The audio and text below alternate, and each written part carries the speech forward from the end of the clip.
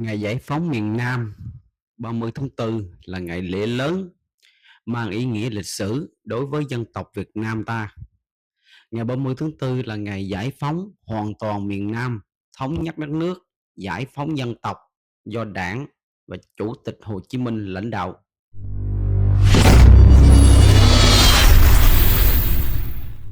Xin chào các bạn đến với kênh Tại sao và vì sao. Chúc các bạn có những ngày lễ vui vẻ và nhiều niềm vui cùng gia đình. Năm nào chúng ta cũng có hai ngày lễ lớn là ngày 30 tháng 4 và 1 tháng 5, và chúng ta được nghỉ dài ít nhất là 2 ngày, nhưng thường là 3 ngày đến 5 ngày. Năm nay ngày 30 tháng 4 nằm vào ngày 3 và ngày 1 tháng 5 là thứ Tư, thì các công ty sẽ được nghỉ luôn ngày thứ Hai kèm theo ngày Chủ nhật nữa là 4 ngày.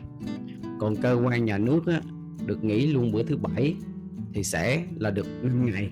Những ngày lễ được nghỉ nhiều đến như vậy thường thì các bạn đi đâu nhỉ?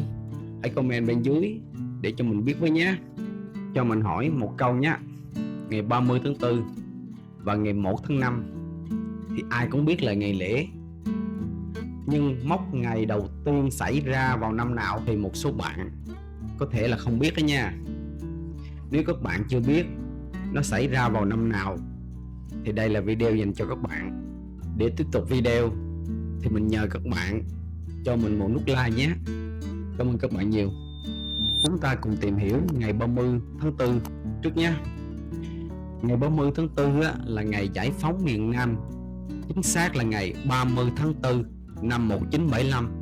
Đó cũng là một ngày thống nhất đất nước, giải phóng dân tộc, mà giặc Việt Nam mình đánh là đế quốc Mỹ đấy nha, chứ không phải là tầm thường đâu. Để có những ngày sống yên bình, độc lập, tự do, nhưng ngày hôm nay thì chúng ta phải biết ơn những anh hùng đã hy sinh xương máu cho Tổ quốc Việt Nam ta. Nếu không có chiến thắng ngày 30 tháng 4 năm 1975 thì đất nước ta nó giống như là Triều Tiên và Hàn Quốc bây giờ vậy. Thật sự không ai muốn đất nước mình chia cắt như vậy đâu.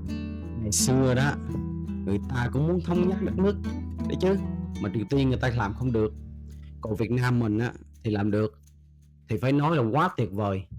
Để có ngày 30 tháng 4 năm 1975 thống nhất đất nước thì phải nói ông cha ta phải rất là dũng cảm, mà chết không khai.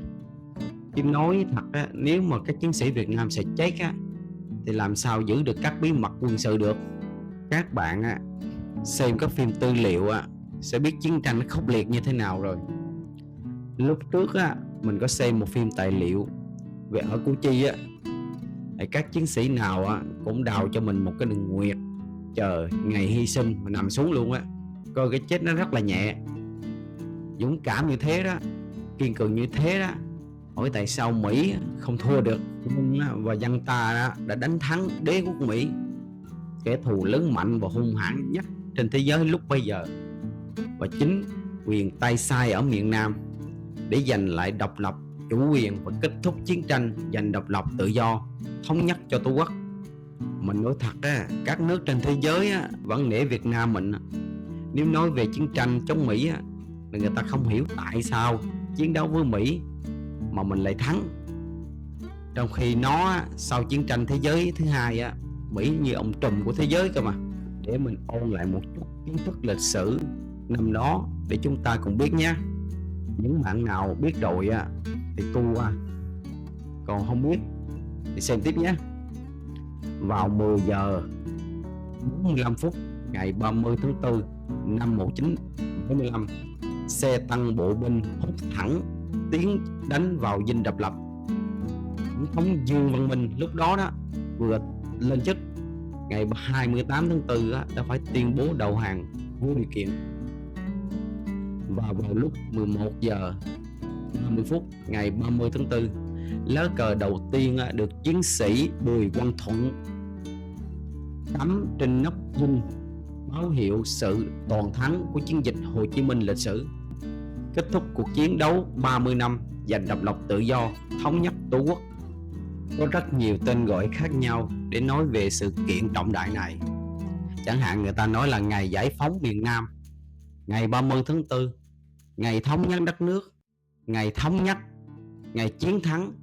Phải nói là có ngày 30 tháng 4 năm 1975 rồi nè, giải phóng miền Nam thì chúng ta mới thật sự có cuộc sống tự do như ngày hôm nay. Một lần nữa, cảm ơn các cụ nhiều, sẽ luôn ghi nhớ công ơn của các cụ ạ. Giờ mình nói về ngày 1 tháng 5 nhé. Ngày 1 tháng 5 là ngày quốc tế lao động. Ngày đó thì ai cũng biết rồi nè. Nhưng có ai biết nó bắt đầu ở đâu và năm nào không?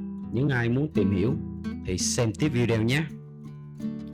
Ngày 1 tháng 5 á, nó bắt nguồn từ thành phố công nghiệp lớn Chicago ở nước Mỹ á. Ngày 1 tháng 5 á, do yêu cầu của công nhân á, không được thực hiện, không được đáp ứng một cách đầy đủ về làm việc quá giờ, thì giới công nhân á, trên toàn nước Mỹ đã bãi công để gây áp lực buộc các ông chủ thực hiện yêu sách của mình. Đầu tiên là cuộc bãi công tại thành phố Chicago, khoảng 40.000 người không đến nhà máy làm việc. Họ tổ chức meeting biểu tình trên thành phố với biểu ngữ: từ ngày hôm nay không có người thợ nào làm việc quá 8 giờ một ngày, phải thực hiện 8 giờ làm việc, 8 giờ nghỉ ngơi và 8 giờ vui chơi. Cuộc đấu tranh lôi cuốn hàng ngàn người tham gia. Năm 1886, tại thành phố công nghiệp lớn Chicago, Đại hội Liên đoàn Lao động Mỹ thông qua nghị định nêu rõ từ ngày 1 tháng 6 năm 1886 là ngày lao động của tất cả công nhân sẽ là ngày 8 giờ. Sở dĩ ngày 1 tháng 5 được chọn bởi đây là ngày bắt đầu một năm kế toán tại hầu hết các nhà máy xí nghiệp ở Mỹ. Vào ngày này hợp đồng mới giữa thợ và chủ sẽ được ký kết. Còn tại Việt Nam đó, ngày quốc tế lao động đầu tiên được tổ chức vào năm 1930. Ngày 1 tháng 5 năm 1930, lần đầu tiên trong lịch sử phong trào công nhân ở Đông Dương, giai cấp công nhân nước ta dưới sự lãnh đạo của Đảng Cộng sản Việt Nam đã biểu tình ngoài đường phố để biểu dương tình đoàn kết cách mạng với công nhân quốc tế, đồng thời đấu tranh trực diện với bọn đế quốc thực dân Pháp, đòi Pháp phải cải thiện điều kiện lao động làm việc, phải tăng lương và thực hiện lao động ngày 8 giờ. Đó là điểm bắt đầu cho cả cao trào năm 1930, 1931, với đỉnh cao là phong trào Xô Viết Nghệ Tĩnh. Vào ngày 1 tháng 5 năm 1946, lần đầu tiên trong lịch sử nước ta, Ngày Quốc tế Lao động được tổ chức kỷ niệm meeting trọng thể tại thủ đô Hà Nội với sự tham gia là 20 vạn nhân dân lao động. Ngay sau khi cách mạng tháng 8 thành công, Chủ tịch Hồ Chí Minh đã ký sắc lệnh vào ngày 18 tháng 2 năm 1946 về những ngày nghỉ lễ Tết, kỷ niệm lịch sử tôn giáo.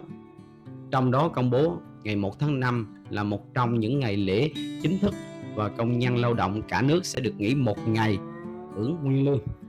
Qua video này các bạn đã hiểu rõ về nguồn gốc và ý nghĩa của hai ngày, ngày 30 tháng 4 và ngày 1 tháng 5 rồi nhé.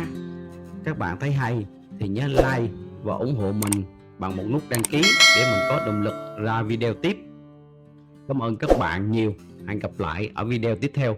Chào tạm biệt.